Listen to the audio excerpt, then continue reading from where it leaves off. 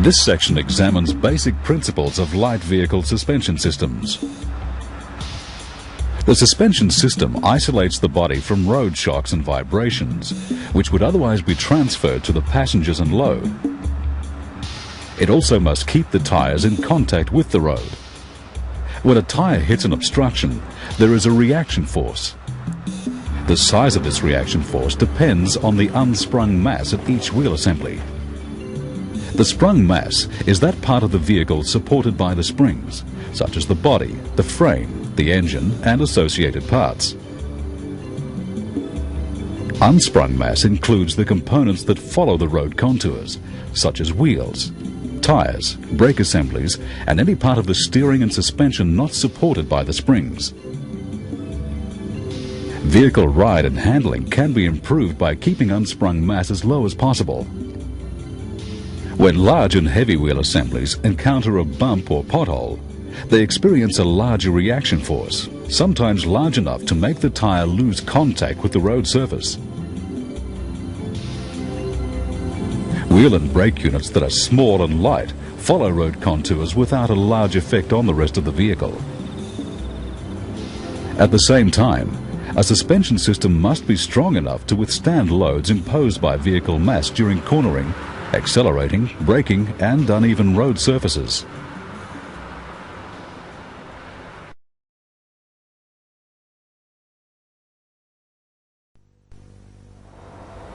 Applying a force to this object deforms it. Removing the force lets it return to its original shape. This characteristic is called elasticity. Automotive suspension systems generally use the elastic properties of metals to provide the springing medium. The springs are located between the frame and the axle assemblies and are shaped to suit the application. Leaf springs are normally semi-elliptical, and they absorb the applied force by flattening out under load. Coil springs are formed in a spiral from a single steel rod and absorb the force of impact by twisting. Torsion bars are held rigid at one end and twist around their center as the suspension arm is deflected. They all return to their original shape when the deflecting force is removed. Non-metallic materials like rubber can provide the main springing action, but are more commonly used as stops to limit extreme suspension movement. The stops can also be shaped to provide an auxiliary springing function. In light vehicle applications, air is normally used only for ride height control. When a vehicle strikes an uneven surface, the springs are deformed from their original shape. They return to their original position, but tend to overshoot and set up oscillations. This makes the vehicle bounce up and down, which makes the ride uncomfortable. It can produce forces that make the tires bounce, and a bouncing tire won't grip the road surface well. Shock absorbers have a marked effect on how well tires follow a road surface. They damp the natural bounce over the road and reduce spring oscillations.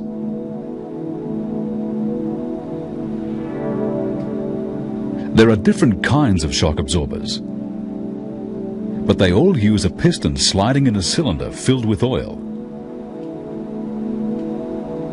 The dampening action occurs as a result of the piston movement, forcing the oil through valves in the piston and at the foot of the shock absorber, which restrict oil flow. The oil heats up from this continuous movement as the energy of motion of the suspension is transformed into heat. This heat is transferred through the body of the shock absorber to the outside air.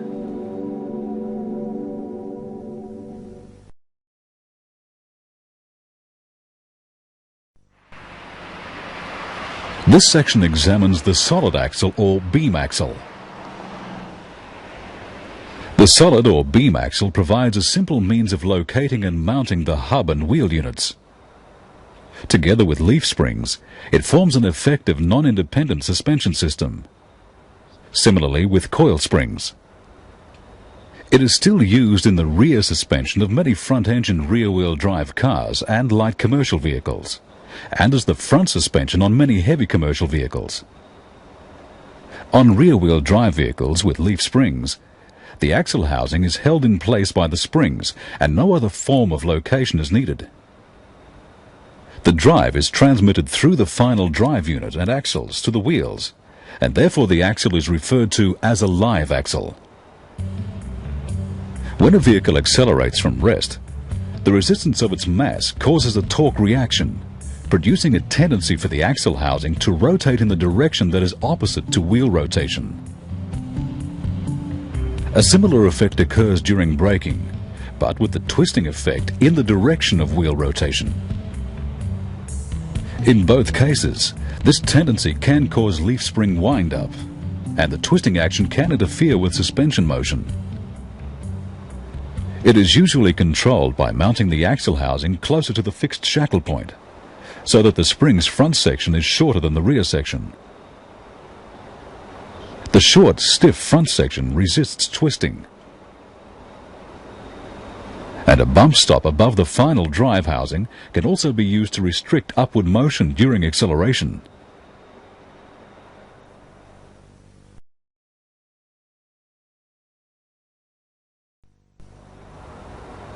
On front-wheel drive vehicles, a simple beam axle can be used on the rear with coil spring suspension and control arms for location.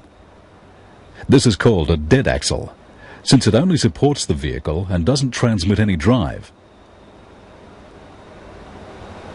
It is also non-independent, as deflection of a wheel on one side of the vehicle will be transferred to the other wheel. This can be reduced by using a U-shaped axle beam with a torsion bar mounted inside it. Trailing arms are welded to the beam to locate the axle longitudinally. A lateral rod prevents lateral movement when cornering, and coil springs provide for suspension. The torsion bar is connected between the left and right wheel units, and deflection of the wheel on one side causes the axle and its torsion bar to twist together. Passenger cars no longer use beam axle front suspension, but it is still common on heavy commercial vehicles and some four-wheel drives. Trucks use an I-beam, in most cases located by leaf springs. Four-wheel drives with rigid axles may use leaf springs for front and rear suspension. Coil springs may also be used for front and rear. And as with other beam axle designs, a lateral rod and control arms must be used for location.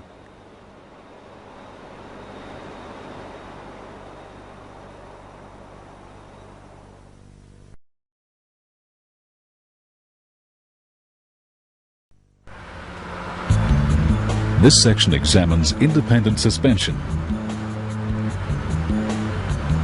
One of the main benefits claimed for independent suspension is that unsprung mass can be kept low. Also, if a wheel on one side hits a road irregularity, it won't upset the wheel on the other side on the same axle. And it allows wheel camber to be adjusted individually when provided for by the manufacturer. One of the simplest and most common independent suspension systems is the McPherson strut type. It can be used on the front and rear of the vehicle. It consists of a spring and shock absorber unit called a strut. The lower end of the strut is located by a ball joint fitted to the end of the suspension control arm. Its upper end is located in a molded rubber mounting. If the unit is on the front, the upper mounting includes a bearing to allow the complete strut to rotate with the steering. A tension rod or stay bar extends from the body subframe to the outer end of the control arm. This maintains the location of the control arm during braking and accelerating. In this front-wheel drive suspension, the control arm is a wishbone shape with two widely spaced mounting points. This prevents backward and forward movement, so a tension rod is not needed. Wishbones can also be used in a parallel link system. They can be used in pairs with the coil spring between the lower wishbone and the suspension crossmember. Alternatively, the upper link may be a wishbone with a coil spring mounted above, combined with a single pivot lower link located by a tension rod. On some vehicles, a torsion bar provides the springing medium. The torsion bar is attached at the inner fulcrum point of the wishbone, or control arm. As the suspension is deflected, it twists around its center. It can be fitted to the upper or the lower link, depending on the type of vehicle. The upper link is shorter than the lower one, irrespective of the springing method used. When the suspension is deflected, the unequal lengths allow the track of the vehicle to be maintained near constant, but with some changes to camber angle. Generally, when the car leans during cornering, the inner wheel leans outwards at the top, and the outer wheel leans inwards. This helps to maintain maximum tire contact with the road surface.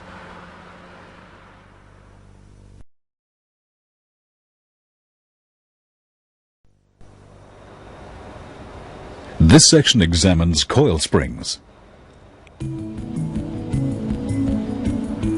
Coil springs are used on the front suspension of most modern light vehicles, and in many cases they have replaced leaf springs in the rear suspension. A coil spring is made from a single length of special wire, which is heated and wound on a former to produce the required shape. The load-carrying ability of the spring depends on the diameter of the wire, the overall diameter of the spring, its shape, and the spacing of the coils.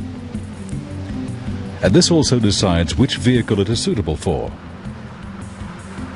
A light commercial vehicle has springs that are robust and fairly stiff.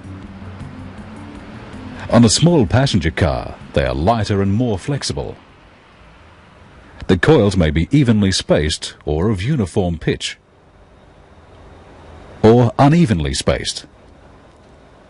The wire can be the same thickness throughout, or it may taper towards the end of the spring.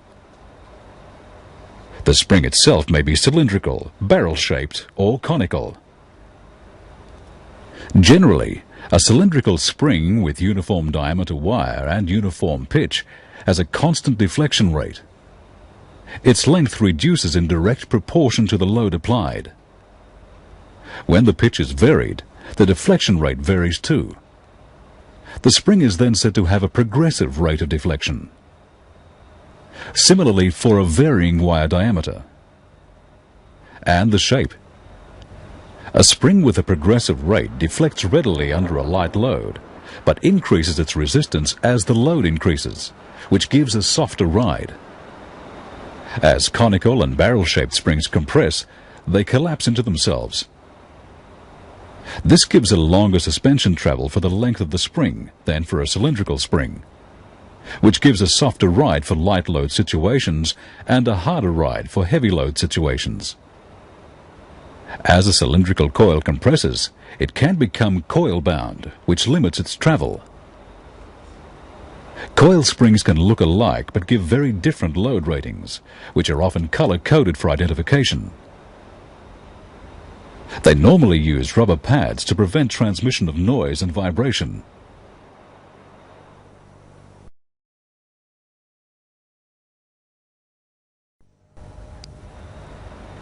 This section examines leaf springs.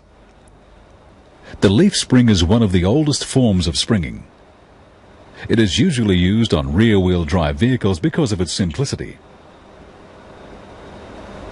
They are normally mounted longitudinally. Leaf springs consist of one or more flat springs made of tempered steel. A number of leaves of different length are used to form a multi-leaf spring. They are held together by a center bolt that passes through a hole in the center of each leaf. It is also used to locate the axle on the spring.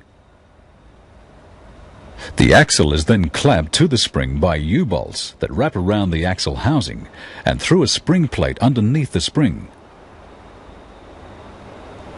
Rebound clips are formed at intervals around the leaves. They prevent excessive flexing of the main leaf during rebound and also keep the leaves in alignment. The longest leaf, called the main leaf, is rolled at both ends to form eyes. These eyes are used to mount the spring to the frame of the vehicle. Some springs have the ends of the second leaf rolled around the eyes of the main leaf as reinforcement. This leaf is called the wrap leaf.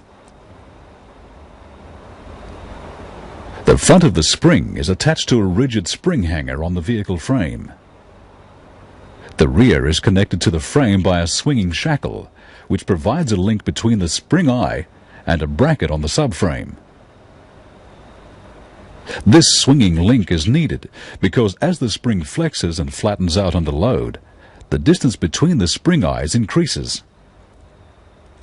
Some springs have inserts between the leaves of plastic, nylon or rubber. They act as insulators to reduce noise transfer and friction as the leaves move under load. Some older vehicles completely enclose the leaf springs in grease. The spring eyes are fitted with bushes, usually with a rubber, flexible section. But nylon and urethane bushes are also used, and sometimes bronze for heavy-duty applications. Rubber insulating pads between the spring mounting pad and the spring also act as insulators. And similarly, between the spring plate and the spring.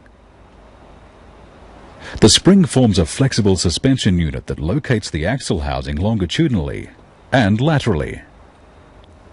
It can sustain the torque reaction on acceleration and the braking torque during deceleration, and the driving thrust is transferred through the front half of the spring to the fixed shackle point.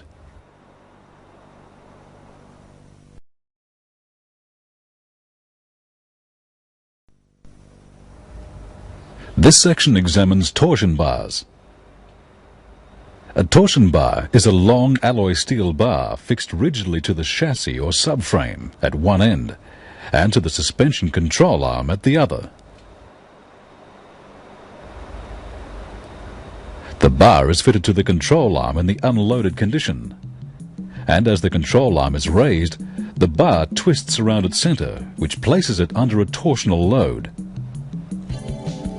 When the vehicle is placed on the road, with the control arm connected to the suspension assembly, the bar supports the vehicle load and twists around its center to provide the springing action. Spring rate depends on the length of the bar and its diameter. The shorter and thicker the bar, the stiffer its spring rate.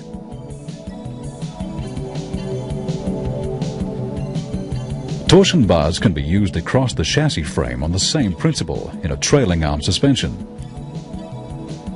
or as part of the connecting link between two axle assemblies on a semi-rigid axle beam.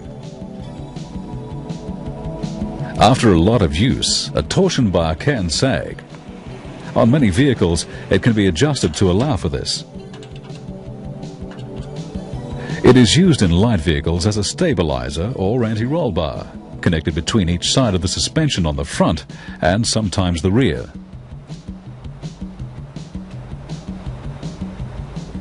When the vehicle is turning, centrifugal force acts on the body and tends to make it lean outwards.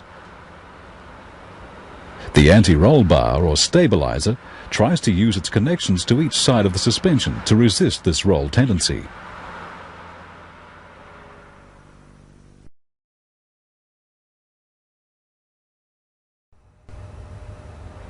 This section examines rubber springs. Rubber is used in most suspension systems as bump and rebound stops. If the suspension reaches its limit of travel, these stops prevent direct metal-to-metal contact, which reduces jarring of the body of the vehicle. The stops can also be shaped to provide an auxiliary springing function, increasing their resistance progressively with suspension contact. Some vehicles use rubber as the main springing medium. This rubber cone is this vehicle's main suspension member. Increasing the load on the suspension causes the cone to act like a spring being deformed.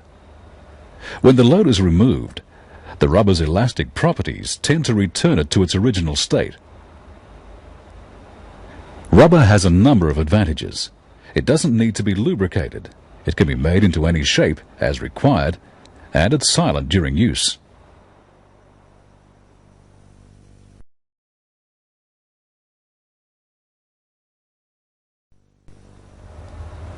This section examines hydraulic shock absorbers. The most widely used hydraulic shock absorber is the direct-acting telescopic type. It can be fitted as a self-contained unit or combined with a suspension strut. The strut type uses the same principle of operation but is considerably larger. The hydraulic shock absorber provides its dampening action by transferring oil under pressure through valves which restrict the oil flow. The twin tube type is the most common. The outer tube is normally attached to the suspension member at its base, and the inner tube provides a working cylinder for a piston which is attached to a piston rod. The piston rod is connected to the frame at its outer end, and a bearing at the top of the outer tube keeps the rod in alignment as it moves in and out of the shock absorber with suspension action. A seal above the bearing prevents oil leakage and keeps out dirt and moisture. A shroud protects the rod from damage. During bumps or compression, the rod and its piston move into the shock absorber. In rebound or extension, the rod and piston move out of the shock absorber. For dampening to be effective, resistance is needed in both directions. This is provided by the oil and by disc valves attached to the piston and the base of the inner tube. Oil fills the inner tube and surrounds its outer surface to a level which allows a free space or reservoir to exist above it, between the inner and outer tubes. On bump or compression, the piston and rod move downwards in the cylinder, resulting in a small pressure drop in the chamber labelled A above the piston. At the same time, the volume of the chamber labelled B below the piston is reduced, causing a high fluid pressure. This unseats the piston intake valve, and fluid flows up through the outer passages in the piston and into chamber A. But the piston rod is also now entering A and displacing a quantity of fluid equal to its volume, so all of the oil in B cannot flow into A. The displaced fluid is forced down through a base valve and out into the reservoir, labelled C. In the rebound or extension phase, the piston and rod move upwards and the volume of chamber A is reduced. Chamber A becomes a high pressure area, and fluid flows through the extension valve in the piston into chamber B.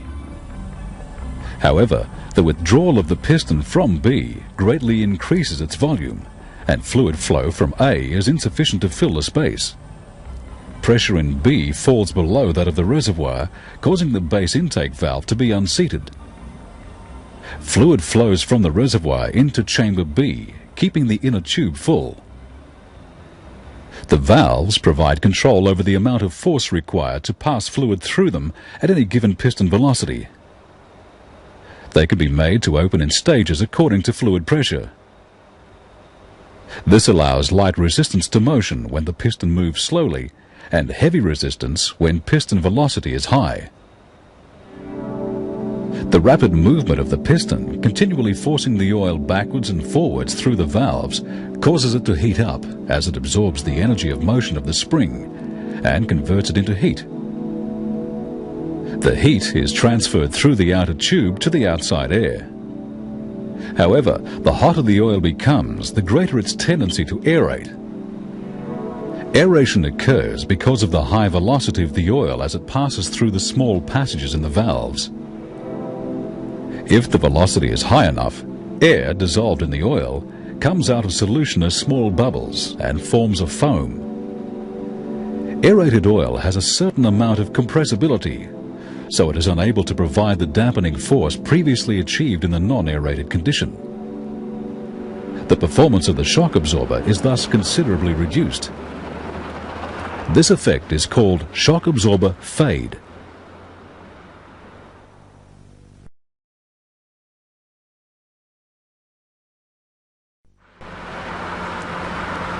This section examines gas pressurized shock absorbers.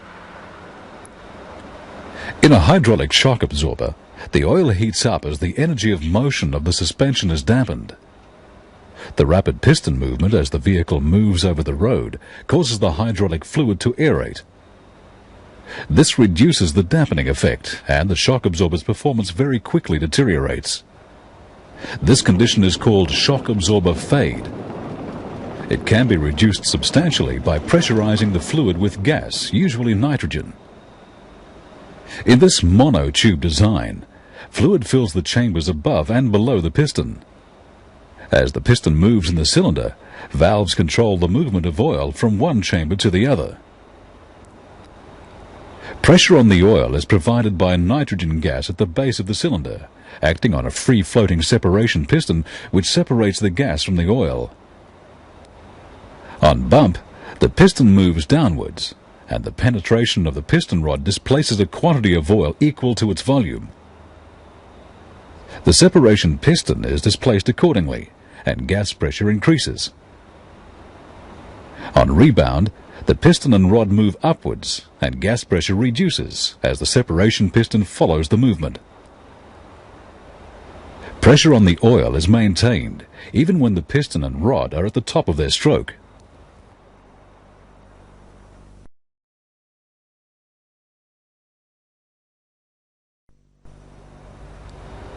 This section examines load-adjustable shock absorbers. When vehicles carry heavy loads, their suspension is compressed, causing the rear of the vehicle to be lower than normal. As a result, steering becomes lighter.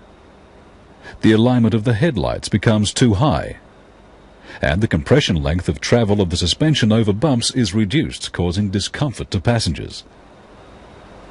To reduce these effects, a manually adjustable air spring can be incorporated into each rear shock absorber. The air spring consists of a flexible rubber cylinder which seals the outside of the upper and lower halves of the shock absorber. The shock absorber is a standard hydraulic type, providing normal dampening action. But when a heavy load is placed on the rear of the vehicle, the rubber air cylinder can be pressurized to assist the suspension springs. By changing the air pressure in the cylinder, the ride height can be adjusted, as well as the stiffness of the suspension. Compressed air in the pneumatic cylinder can absorb smaller road shocks and provide better ride characteristics than just stiff springs alone. The rubber air cylinder is connected to a filling valve by a flexible plastic hose. Air from a tire pump or a hand unit forces more air into the rubber cylinder, allowing the suspension to support more weight. The maximum air pressure setting must not be exceeded, as this can damage the shock absorber and its mounting points on the vehicle frame. When the load is removed, the extra air is released through a filling valve, which allows the suspension to return to its original settings. A minimum air pressure must be maintained in the cylinder to prevent tearing of the rubber as it collapses internally with shock absorber action.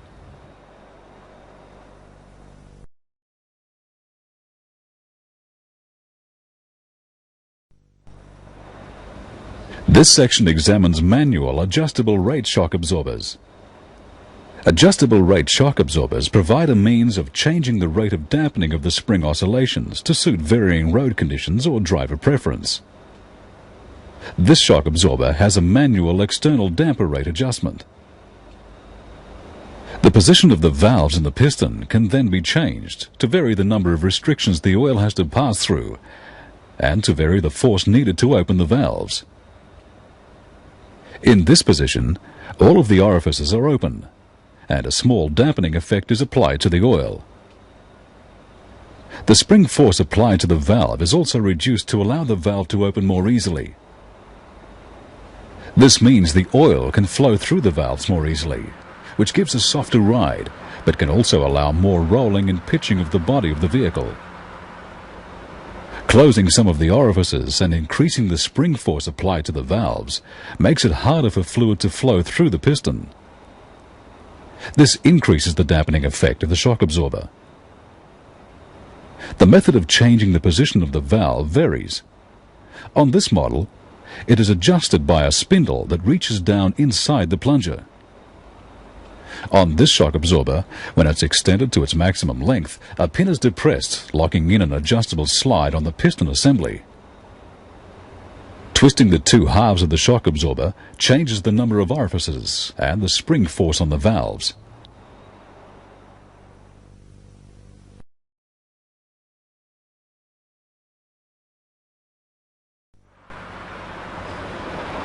This section examines electronic adjustable rate shock absorbers. Adjustable rate shock absorbers provide a means of changing their rate of dampening of the spring oscillations to suit road conditions. Electronic controls let the changes occur either automatically or as the driver prefers.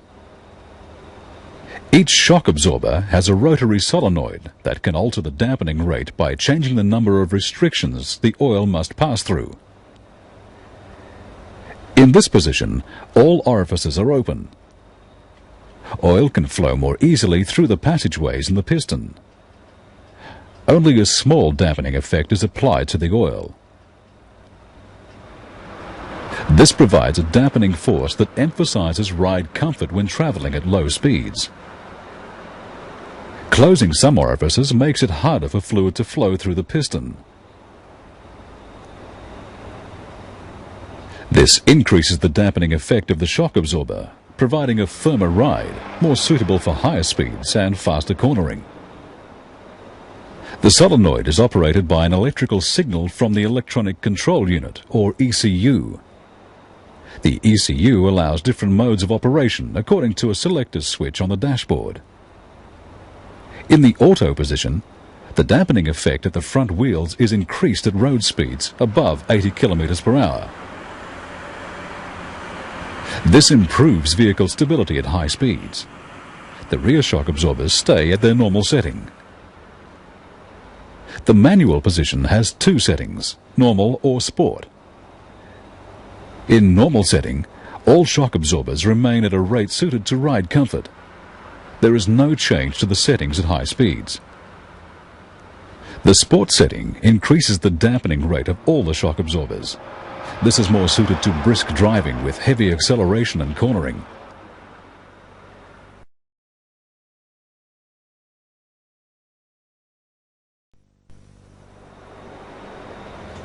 This section examines automatic load-adjustable shock absorbers. They are also called self-leveling. When vehicles carry heavy loads, their suspension is compressed, causing the rear of the vehicle to be lower than normal. As a result, steering becomes lighter. The alignment of the headlights becomes too high, and the compression length of travel of the suspension over bumps is reduced, causing discomfort to passengers.